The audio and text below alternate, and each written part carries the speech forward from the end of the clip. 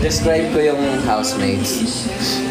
Ano, si Piang Kalog. Kasing, yun, yung kung ano yung nakikita niyong Piang. Yun, ganun si Piang Kalog. Maganda rin, maputi. Maalaga si Piang. Nakita ko sarili kong mata eh. Sino pa? Si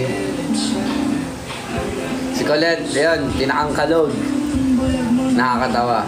Parang bumubuhay din sa loob ng bahay. Tapos maganda rin. Medyo maliit nga lang.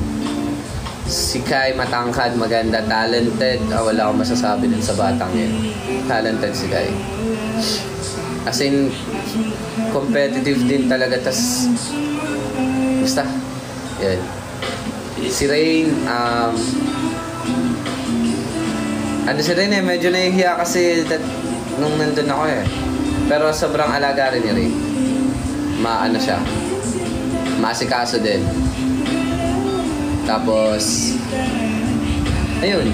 Medyo may pagkamaingay sila. Ayun, ganun.